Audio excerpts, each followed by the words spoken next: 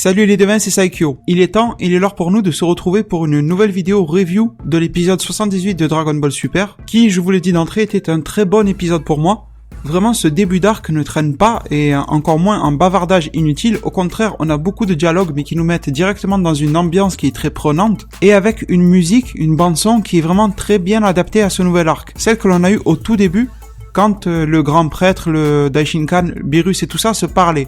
Il y a une nouvelle musique, je pense, en tout cas je ne l'ai pas reconnue. Je parle bien sûr de celle au passage où le Daishinkan expliquait que les univers seront explosés quand il y aura des perdants ou ce genre de choses.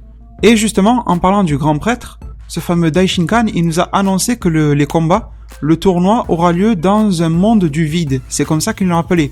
C'est-à-dire dans un pur vide, dans lequel je suppose que lui-même, le Daishinkan, va faire comme Whis, qui a des capacités de création avec son bâton, et créer toute la zone de combat. Comme ça, pas besoin de champs protecteurs, ils pourront combattre à volonté. Et c'est aussi un peu révélateur de la volonté des dieux de ne pas trop casser les mondes externes. C'est bizarre parce que Zeno n'a pas l'air de vouloir trop s'en préoccuper, mais je doute que le grand prêtre a quand même certaines responsabilités qu'il assume très bien. Sinon, concernant cette zone du vide, j'ai quelques interrogations et j'ai peur qu'il ne l'explique jamais par la suite du tournoi ou par la suite de l'arc. De ce que j'ai compris, n'hésitez pas à me dire en commentaire ce que vous en pensez, cette zone de vide, c'est un peu à considérer comme une dimension en parallèle des 12 univers. Ce n'est pas un univers. C'est un peu comme une sorte de salle de l'esprit du temps, sauf que c'est une dimension à part entière qui serait accessible pour les dieux, et dedans c'est vide, il n'y a ni temps ni espace. L'espace, le grand prêtre pourra sûrement le créer comme je vous ai dit, mais le temps n'y est pas. Et pour moi ce qui est bizarre, c'est que oui c'est cool qu'il n'y a pas de temps à l'intérieur de cette zone, mais ça crée pas encore une incohérence, mais ça crée une question pour moi, à savoir qu'en est-il vis-à-vis des différentes timelines. Il y a de bonnes raisons de supposer que cette zone du vide, ce monde du vide, ait des doubles temporels dans chaque timeline. Et je pense que c'est une très bonne question à se poser, parce que savoir si cette zone de vide est commune entre chaque timeline. Et la logique voudrait que non, même si je pense que DBS va nous faire comprendre que oui. Je m'explique sur ce sujet, c'est qu'en fait, cette zone du vide n'a pas de temps. Du coup, elle ne devrait pas pouvoir être dédoublée entre chaque timeline. Ça décrédibiliserait un peu l'histoire, vu tout simplement qu'elle n'est pas liée au temps. Je vais un peu loin, mais ça me semblait être une bonne question. Dites-moi ce que vous en pensez. On pourrait, dans un cas extrême, imaginer que cette zone du temps soit commune entre chaque timeline, mais ça voudrait dire qu'alors il suffit d'y entrer pour que chaque être de chaque timeline puisse se parler et se voir. Que chaque double temporel puisse se rencontrer. Et je pense que ça crée quand même de gros problèmes de pouvoir réaliser cela, même si ça reste entre dieux. Mais comme je vous ai dit, je pense pas que la série reviendra ou apportera de plus amples explications là-dessus, mais si elle le ferait, ça serait cool. Ensuite, on en arrive à la question de quand. Quand commencera le tournoi? Et en fait, on a juste des informations qui sont incompréhensibles pour nous, qui sont données en temps divin. Et c'est cool de savoir qu'il y a une forme de temps divin, de calendrier divin. Mais en temps humain, en jours, en semaines, en mois, voire même en années, on ne sait pas. Alors bien sûr, on se doute que ça ne sera pas des années ni même des mois. Je pense, de manière très personnelle, une intuition personnelle, que ça durera, l'attente, la période d'entraînement ne durera pas plus d'1 mois. Et je voulais aussi vous préciser que même si le match que l'on a vu dans cet épisode-là entre Boo et Basile a lieu tout de suite, ça ne veut pas dire que le tournoi a commencé. C'est en fait un match d'ouverture, considérez ça comme une cérémonie. Mais ce n'est pas le vrai début du tournoi. Ce n'est pas le premier combat du tournoi à part entière. Je dis ça surtout pour Gohan, pour qu'il reste une forte marge de progression avant le vrai tournoi. Bon, maintenant venons-en au gain, aux récompenses finales de ce tournoi. J'aimerais éclaircir la situation, parce que les sous-titres et même les propos originaux en japonais ont foutu un peu l'incompréhension dans la tête de tout le monde. Parce que à un moment on nous parle de Super Dragon Ball et après on nous dit qu'au final l'univers ne gagnera rien. Du coup je voulais vous expliquer, je sais que beaucoup ont compris mais certains ont eu des mauvaises traductions et ça les met dans le flou. Ce qui a été dit dans l'épisode c'est assez simple, c'est qu'en fait les Super Dragon Ball seront gagnés par le dernier combattant, par le guerrier vainqueur. Il aura le droit de réaliser un souhait auprès de Super Shenron. Mais ce n'est pas le Akaishin ou l'ange de l'univers gagnant qui auront le droit de faire ce vœu, comme ce fut le cas dans le précédent tournoi où c'était Beerus et Champa. Justement, en parlant d'univers, de Akaishin et tout ça, le grand prêtre a bien dit que l'univers gagnant n'aura strictement rien. En gros, si le guerrier vainqueur veut aider son univers ou réaliser le vœu du dieu de la destruction, il a le droit. Mais si il veut faire un vœu égoïste et personnel, comme je vous donnais l'exemple, être riche, eh bien il pourra le faire. Mais bien sûr, on se doute que ce vœu-là aura une utilité.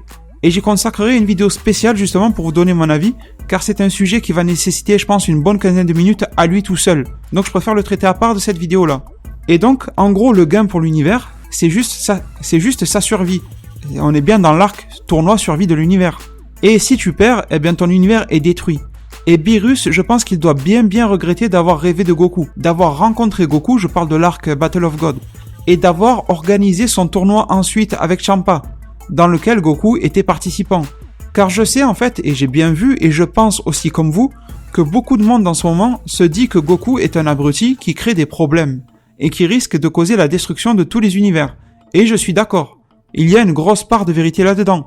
Mais n'oublions pas, je pense que ça il faut le rappeler, et je ne l'ai pas vu ailleurs, c'est que Beerus est le premier à la base de tous ces problèmes-là, à avoir côtoyé des mortels volontairement, et les avoir impliqués dans ses affaires personnelles. Regardez, dans le futur, Mirai Zeno n'a jamais vu le tournoi de l'univers 6 et 7. Pourquoi ? Parce que Beerus n'a pas eu l'occasion de le faire. Et pourtant, ce Mirai Zeno vient d'une timeline future dans laquelle il est plus avancé que la nôtre. Et pourtant, là-bas, ce tournoi n'a jamais eu lieu. Ni même le tournoi des 12 univers. Pour quelle raison ? Tout simplement car Beerus n'a pas rêvé de Goku.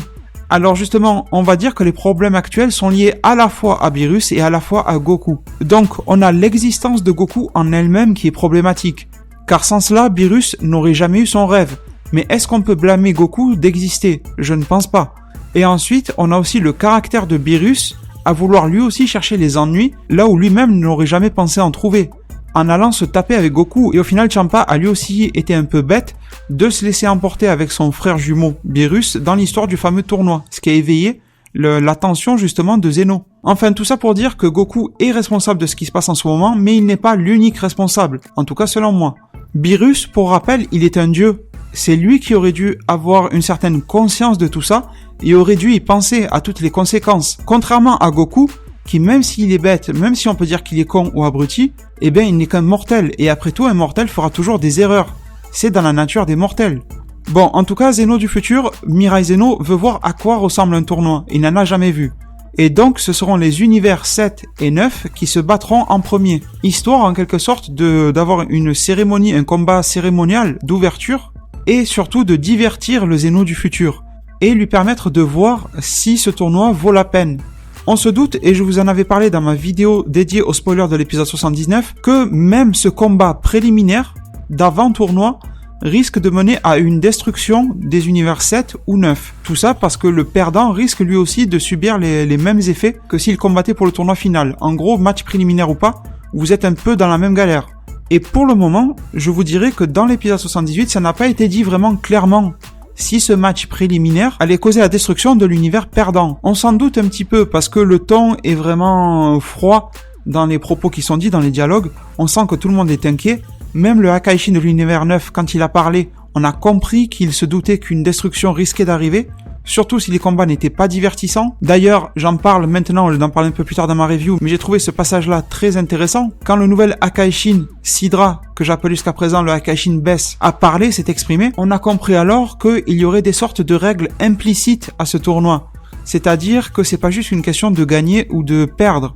C'est aussi une question de pouvoir divertir Zeno. Et il y en a deux de Zeno à divertir. Certes, ils sont pareils, mais on peut imaginer que l'un s'ennuie plutôt que l'autre. C'est fort possible aussi. Ils ont quand même une existence un peu différente et un vécu un peu différent. Du coup, si l'un ou l'autre, ou les deux en même temps, s'ennuient, ça peut mettre fin à un combat. Ça peut détruire deux univers en même temps. Je pense qu'on va avoir des combats à issues très différentes. On va avoir des combats qui vont se régler un peu à la loyale de manière classique, c'est-à-dire qu'il y aura un gagnant et un perdant. Mais je pense qu'il y aura des combats dont la fin sera prématurée. Zeno va s'ennuyer et va détruire un des deux univers qui ne jouera pas le jeu. Ou alors, Zeno pourra détruire les deux univers car aucun des deux combattants de chaque univers n'est divertissant à ses yeux. Je pense qu'on va en arriver à ce genre de choses. Je poursuis alors sur la review vraiment focalisée sur l'épisode 78. Il y a beaucoup de dialogues intéressants dans cet épisode-là. Et j'aimerais tous les cibler, mais ça ferait une review de 5 heures. Du coup, je m'arrêterai à celui qui résume bien toute l'ambiance et toute la situation. C'est bien sûr celui de Beerus, qui parlait à Goku en lui disant « Mais tu sais, tu penses que Zeno est ton ami, mais il n'hésitera pas à te détruire. Si tu l'énerves, si tu perds ou si tu ne l'amuses pas, c'est-à-dire que si tu n'es pas divertissant, il te détruira, ami ou pas. » Goku ne semble pas comprendre en fait qu'il n'est pas un vrai ami pour Zeno. D'ailleurs, Zeno l'avait plutôt oublié, rappelez-vous, en épisode 77. mais en fait il est plus une sorte de bouche-trou pour Zeno, de passe-temps. Il n'est pas un vrai ami qui compte. D'ailleurs, je ne pense pas que Zeno ait de vraies connaissances de l'amitié en fait. Ça permet de me poser une question, et je vous la pose aussi. En sachant cela de la part de Zeno, et on peut attribuer ce trait de caractère aux deux Zeno, le fait qu'ils s'ennuient même de leurs propres amis, est-ce que le Mirai Zeno, Zeno du futur, ne représente pas qu'un bouche-trou pour Zeno du présent? Et bien sûr, inversement, vu que les deux sont un peu les mêmes. Si un des deux finit par s'ennuyer de l'autre, ou si les deux s'ennuient au même moment l'un de l'autre, ne voudront-ils pas se séparer et se détruire? Tout comme Zeno aurait bien envie de détruire Goku s'il venait à l'ennuyer, ou à ne pas l'amuser. Et là, je ne vous parle même pas d'un Mirai Zeno qui serait méchant ou possédé. Cela va faire l'objet d'une autre vidéo prédiction que je vous prépare justement. Ça fait une petite semaine que je vous en parle, mais ça devrait pas tarder à arriver sur la chaîne. Mais là, je vous parle simplement d'ennui. Et je pense que si ces deux s'ennuient, ou l'un des deux, ça peut mener à de lourdes conséquences. Bon, bien sûr, on n'est pas resté sur une ambiance froide et pessimiste tout le long. On a eu bien sûr l'aspect shonen, l'ambiance des shonen avec Goku qui dit qu'il gagnera. C'est un peu l'archétype du héros de shonen de dire qu'il va gagner. Et on en arrive à une phase que j'ai trouvée très intéressante, qui nous a fait comprendre pourquoi les 10 combattants proviennent de la Terre. C'est en fait tout simplement que Beerus ne va pas vouloir, ou du moins ne va pas recruter de personnes de son univers. Il ne va recruter absolument personne. Il va laisser la liberté à Goku de faire son choix, de faire son marché parmi les combattants de la Terre. Forcément, Goku ne connaît personne d'autre, ou quasi personne dans le reste de l'univers, à part quelques Namek. Mais Goku ne va pas s'embêter avec ça. Et moi, ce qui me fait bizarre, et je pense que c'est pareil pour vous, c'est que Beerus n'a pas demandé à Whis de scanner et de sonder l'univers pour trouver quelqu'un de puissant. Alors je doute que Whis trouve quelqu'un d'aussi puissant que Goku et Vegeta, voire même que Gohan ou Goten et Trunks, mais on peut se dire que Whis aurait pu trouver quand même des combattants intéressants quelque part. Du moins plus intéressants que Tortue Génial. Honnêtement, je suis très content de voir Tortue Génial participer à ce tournoi-là. J'attends vraiment de voir son combat. Tortue Génial est un personnage très cool en termes de combat. Mais, quant à son utilité, on aurait pu rêver un petit peu mieux. Après, je ne doute pas du fait qu'il y aura d'autres combattants dans les 12 univers qui seront plus faibles ou du même niveau que Tortue Génial. Ça, il ne faut pas l'oublier. Ce n'est pas parce que c'est un tournoi entre les 12 univers qu'il y aura forcément que des mecs du niveau des dieux. Je pense qu'il y aura aussi des univers assez faibles. Bon, en tout cas, ce qui me fait vraiment bizarre, c'est que Goku prenne les décisions à la place du Hakaishin. Mais on voit quand même qu'au niveau de la Terre, il fait de bons choix, vu que le premier combattant qu'il va chercher, c'est bien sûr Vegeta. Mais Vegeta a vite décliné l'offre. Ne vous inquiétez pas, il fera partie des 10 combattants pour le vrai tournoi, survie de l'univers. Tournoi de Zeno. Mais pour ce tournoi préliminaire, il n'en fera pas partie, il décline l'offre. Tout ça pour assister et aider sa femme dans la naissance de bras. Même si je vous ai déjà dit sur la chaîne que j'aimais bien le fait que Vegeta soit au chevet, on va dire, de sa femme pour l'accouchement et tout ça, on sait tout de même que Zeno risque de détruire les univers si le combat se passe mal. Et si Vegeta réfléchissait un petit peu plus loin, il aurait sûrement dû avoir eu l'envie d'aller combattre histoire de préserver son monde. Alors d'accord, il n'aurait pas été présent auprès de sa femme, mais en même temps, il aurait garanti sa survie et en même temps la survie de celle de sa fille. Mais c'était pour appuyer encore une fois de plus sur le fait que Vegeta change et a changé et s'est humanisé. Mais je trouve qu'il a manqué un tout petit peu de réflexion sur le coup, sachant que sa femme reste quand même bien assistée et elle a son père qui est un des plus grands scientifiques de ce monde-là et elle est dans la Capsule Corporation avec les meilleurs scientifiques aussi. Un simple combat ou un simple entraînement n'est pas une bonne raison pour que Vegeta délaisse sa femme, surtout en période d'accouchement, mais la survie de l'univers, je pense que c'est une raison majeure. Mais je pense que le but de voir Vegeta n'était pas principalement d'aller voir Vegeta, mais d'avoir la transition sur Goten et Trunks qui s'entraînent. Petite mention spéciale sur le fait que Goten avait le Doogie, c'est-à-dire les vêtements de combat, proches à ceux qu'il porte à la toute fin de Dragon Ball, ou fin de Dragon Ball Z pour ceux qui ont vu que l'animé. Je vais essayer de vous mettre 2 petites images côte à côte pour vous montrer ce clin d'œil assez intéressant, et pour vous montrer que la Toei Animation et Toriyama gardent un aspect quand même logique dans le développement de leur histoire. On commence aussi à comprendre pourquoi Goten et Trunks ne vont pas participer au tournoi. Mais ça reste bizarre et ça reste maigre et ça reste faible comme justification, car on connaît ces fameux enjeux du tournoi, je n'ai même plus besoin de vous le rappeler, qui sont la destruction de tous les univers, enfin sauf l'univers gagnant, et on sait que ces deux enfants, Goten et Trunks, ont un bien meilleur niveau que Krillin, Tenshin Han ou encore Tortue Génial. Et rappelez-vous bien que dans l'arc Boo, le gros Boo était l'être le plus fort jamais rencontré à ce moment-là. Aujourd'hui, Boo n'est plus une menace ou quoi que ce soit, mais à l'époque c'était lui le plus fort. Et on se rappelle aussi que Goku Super Saiyajin 3 avait déclaré de ses propres mots qu'il était capable de battre le gros Boo, mais qu'il voulait laisser la nouvelle génération, à savoir Goten et Trunks, s'en occuper, sachant que Boo représentait une menace de destruction de toute la planète Terre, voire même de la galaxie. Du coup, il y a une différence dans le comportement de Goku que j'ai du mal à cerner, et c'est bizarre de perdre cet aspect-là de Goku que l'on a connu dans l'arc Majin Buu de Dragon Ball et Dragon Ball Z. Je pense, et j'espère surtout qu'on aura une meilleure justification concernant la non-participation de ces deux petits au tournoi. J'espère qu'ils n'ont pas fait la bêtise, que ce soit juste ça, Goku qui pense que Goten et Trunks risquent d'affronter des combattants plus forts qu'eux. Je pense que Goku sur ce coup-là a eu un assez mauvais raisonnement. Enfin oui, il risque de rencontrer des combattants plus forts que eux, mais en même temps, envoyer Krillin au Tortue Géniale à la place, c'est pas plus judicieux non plus si Krillin et Tortue Géniale ne bénéficient pas de power-up conséquents. Mais pour moi, cet entraînement, cette mise en valeur de Goten et Trunks, je reste sur mes idées que je vous avais développées sur la chaîne récemment, c'est vraiment très annonciateur de leur utilité quand même dans ce nouvel arc. Mais ça ne sera pas dans le tournoi, mais en marge de celui-ci, à côté. Je suis sûr qu'ils auront un rôle à jouer. N'hésitez pas à me partager votre avis là-dessus. Bon, Goku va quand même décider de se fier au potentiel de Gohan. Non pas sur ses capacités actuelles, mais sur son potentiel. Goku l'a bien dit, clairement. J'ai bien aimé d'ailleurs le recrutement de Gohan par Goku, avec un Goku qui faisait ses petites manigances, histoire d'amadouer et de convaincre Gohan, et la surprise avec laquelle on voit Pan arriver. C'est toujours une joie pour moi de voir le personnage de Pan, parce que elle représente l'évolution du personnage de Gohan. Ce que par exemple Mirai Gohan n'a jamais pu avoir vu qu'il est décédé. C'est toujours une très bonne chose de l'avoir. Mais j'ai été surpris, je ne sais pas pour vous, de l'avoir volé. Alors vous allez me dire, on l'a déjà vu voler dans un épisode avec Pilaf. Mais ça c'était un passage filler de l'animé, ce n'était pas canon. Et là par contre c'est canon. Donc ça reste compréhensible mais c'est assez déroutant. Mais je trouve que c'est cool. Je trouve pas que ce soit incohérent ou quoi que ce soit, mais c'est juste vraiment révélateur d'un énorme potentiel. Rappelez-vous que voler dans Dragon Ball, c'est pas naturel, c'est une technique qui s'apprend. C'est pas quelque chose qui vient en naissant. Et on en parlait beaucoup dans l'époque du tournoi contre Tenshin Han et tout ça. Ça s'appelait le Bokujutsu. C'est vraiment une technique, ça demande une maîtrise. Et Pan l'a déjà, alors qu'elle n'est qu'un bébé qui a environ 1 an et demi. En tout cas, cela n'a pas duré et a permis une transition sur Mister Satan, ou Hercule Satan pour la VF, accompagné de Majin Buu. Goku recrute facilement Buu, surtout grâce à l'approbation de Mister Satan, qui accompagnera Buu durant le tournoi afin de le contrôler, entre guillemets, et de le motiver à combattre. Buu n'écoute que son meilleur ami qui n'est autre que Mister Satan. Gohan nous enfile alors son Doogie façon arc Buu, en mode potentiel éveillé, en mode mystique, comme on le dit populairement, sauf que là, il porte des lunettes.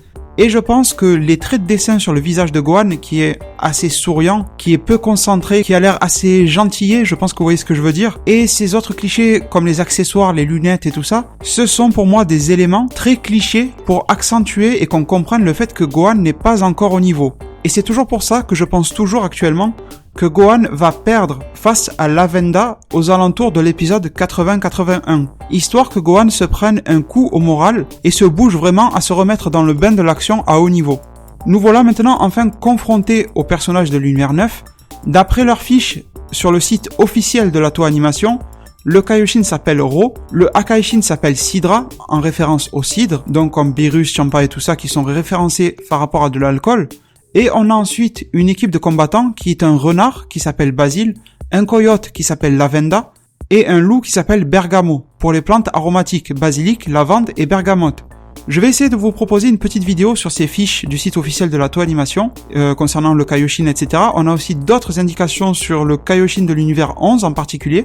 Mais je vous avoue que j'ai un tout petit peu peur vis-à-vis de mon planning de manquer un peu de temps pour discuter de cette fameuse fiche du site de la Toei Animation sur la chaîne avant que ça soit révélé en animé. Du coup, ce que je vais faire, je vais vous mettre le lien vers cette news traduite en français dans la description de cette vidéo. Comme ça, vous verrez déjà par vos propres yeux, si vous lisez ces trades, qu'on peut faire beaucoup de liens et de bonnes prédictions grâce à ces informations. Et ça devrait aussi vous rappeler quelques prédictions que je vous avais faites dans mes anciennes vidéos, notamment concernant le Akaishin de l'univers 9. J'ai bien aimé la zone de l'arène, le ring, qui n'a rien à voir avec le ring final, qu'on voit dans l'opening et qui lui ressemblera à un cadran solaire égyptien. Les espèces de petits ascenseurs en lévitation, portant chacun des Akaishin, on a vu les 12, sont aussi bien cool, c'était assez drôle de les voir en lévitation comme ça. Je ne vais pas trop m'attarder du tout sur le design de ces Akaishin, on en a déjà beaucoup discuté sur la chaîne, car on les a déjà vus depuis de longs moments, depuis de bonnes semaines ou jours, dans les trailers, opening et spoilers, du coup on en a vraiment beaucoup parlé ensemble. mais vous savez déjà, si vous me suivez sur la chaîne, que j'adore le design qu'ils ont donné à chacun des Akaishin, très différent et révélant de nombreuses individualités. Mon seul regret concernant cet épisode-là, 78, c'est qu'on n'a pas vraiment entendu parler les Akaishin, sauf une seule fois, quand il y a eu une sorte de période, pas de pause, mais je dirais de blanc dans le discours du grand prêtre, et qu'on les a entendus parler, marmonner, on va dire, sans les voir. On a entendu la plupart des dieux, sans savoir si c'était les Akaishin ou les Kaioshin, se plaindre du comportement de l'univers 9. Et ça, je pense que c'était très annonciateur d'une prochaine division, et annonciateur d'une création de camps entre différents univers, qui seraient amenés à se former justement, et à s'opposer. Car dans cette scène, on n'a pas entendu tous les dieux parler, mais on a entendu que certains d'entre eux étaient très mécontents, vraiment très mécontents du comportement de Goku, ou tout simplement de l'univers 7. Et vous allez me dire, oui, mais comment tu sais que l'on n'a pas entendu parler tous les Akaishin et les Kaioshin? Parce qu'il y avait un peu comme un gros bruit de fond dans lequel on entendait plein de voix se mélanger. Eh bien, j'ai un tout petit indice qui vaut ce qui vaut. C'est tout simplement que l'on n'a pas entendu de voix féminine, ce qui veut dire que la Akaishin Cléopâtre ne s'est pas exprimée à ce moment-là. Du coup, on ne l'a pas entendu ni se plaindre, ni défendre l'univers 7. Donc son parti qu'elle prendra plus tard reste encore indéterminé. Je pense qu'ils ont tous un avis et des idées et des idéaux différents qui risquent très sûrement, très fortement de les mener à être confrontés par la suite de l'arc, et je pense vraiment pour notre plus grand plaisir vis-à-vis de l'action que ça va mener. Bon, en tout cas, ils sont tous là, les 12 Akaishin, les 12 anges et les 12 Kaioshin, et quelques petits mystères comme le mec à capuche, dont je vous ai proposé une petite vidéo prédiction sur la chaîne, n'hésitez pas à la checker au cas où. J'ai vraiment eu beaucoup de plaisir à la travailler et à vous la présenter, mais bien sûr vous faites comme vous voulez. On arrive pas très loin de la fin de l'épisode, et concernant ce combat préliminaire, on sait qu'il ne donnera aucune récompense, mais uniquement le gain en fait de ne pas énerver Zeno. Cette équipe canine en fait de l'univers 9 a l'air très malhonnête quand on la voit de près, et je pense que seul le dieu de la destruction et l'ange sont plutôt bons dans cet univers-là. Le Kaioshin ne doit pas être une énorme source de problèmes et de menaces, mais je pense que son aspect moqueur pourra être une problématique, surtout pour l'univers 7 à court terme, dans les tout prochains épisodes. Ça va énerver pas mal de monde, je pense. Bon, c'est vraiment le moment de confronter Boo à Basile, le renard, mais Boo dormait, et quand j'ai vu ça, je vous avoue, j'étais vraiment mort de rire de le voir étalé au sol, en train de ronfler, clairement, et on voit à quel point le mec s'en tape complètement. Ils sont tous en train d'être rassemblés, ils sont tous là, les dieux, en pleine cérémonie, entre les plus grandes divinités des 12 univers, et au final, Boo, il en a rien à foutre. Les deux Zeno, les univers, les Akaishin, il s'en fout complètement, il a envie de dormir, il s'allonge, il dort. D'ailleurs, je vous rappelle que le gros Boo est un peu une divinité, c'est un peu du troll ce que je vais vous faire là, j'ai pas l'habitude de le faire sur la chaîne, mais c'est un peu une divinité vu qu'il a absorbé des Kaioshin, dont le roi des Kaioshin de l'univers 7, celui qui était assez gros, qui lui donne justement ses traits de physique actuels. Et c'est assez drôle que le fait d'avoir absorbé des divinités ne le rende pas intelligent, mais au moins ça le mérite de le rendre gentil.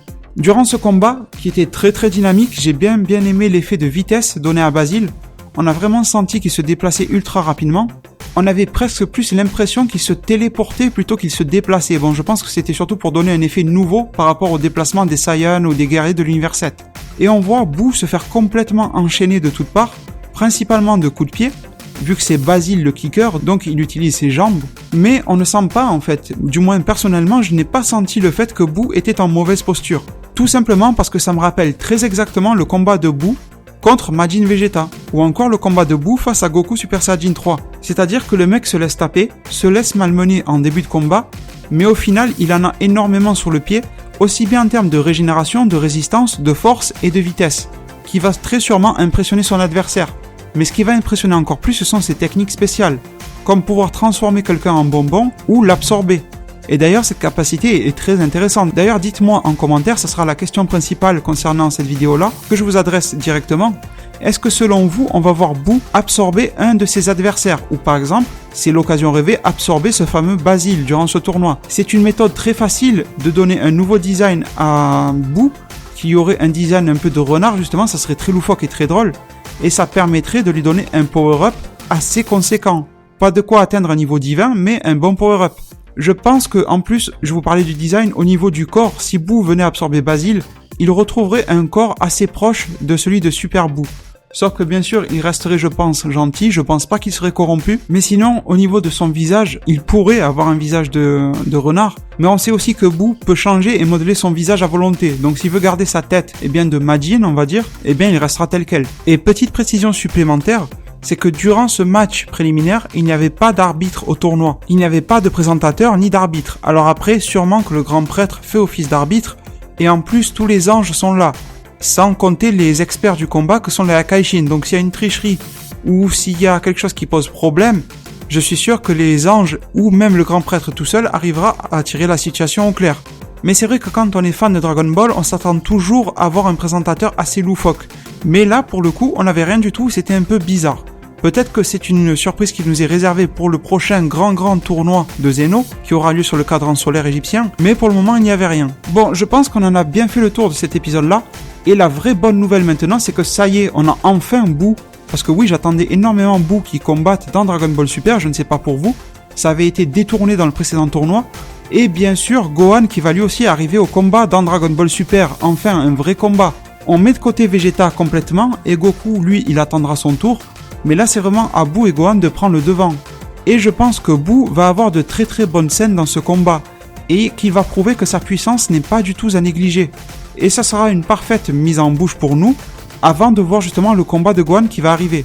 Même si pour moi, Gohan en ce moment est toujours au même niveau qu'avant, il est toujours rouillé, et même Goku nous l'a dit dans l'épisode. Il lui a dit « ton niveau reviendra vite », ça veut bien dire qu'actuellement il n'y a rien qui est revenu. Goku reste confiant quant au développement du potentiel de Gohan. Une fois qu'il sera soumis face à l'action et face à un adversaire de taille, contre qui j'estime qu'il perdra pour avoir un meilleur coup de fouet on va dire, cet adversaire-là qui est Lavenda le coyote, je pense vraiment qu'on aura du bon Gohan, du moins pour la suite de l'arc.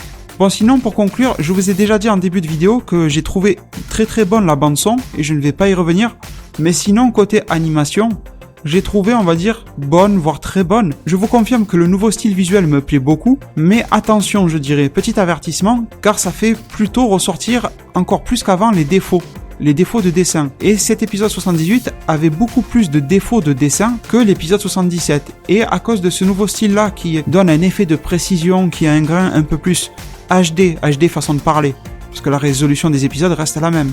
Mais ça fait ressortir un petit peu plus justement les mauvais détails de dessin, notamment sur Beerus ou encore sur Gohan. Écoutez les devins, j'ai vraiment beaucoup de sujets à discuter liés à tout ça dans notre vidéo prédiction et PLT. Je compte alors sur vous, j'espère vous y retrouver. Je vous remercie, je vous laisse sur ces mots. Prenez soin de votre futur. Le meilleur moyen d'y arriver, c'est de vous abonner à ma chaîne, de la partager, la liker et la commenter un maximum de fois pour que notre communauté puisse se développer le plus possible sur YouTube. Merci et à plus pour de prochains arts divinatoires.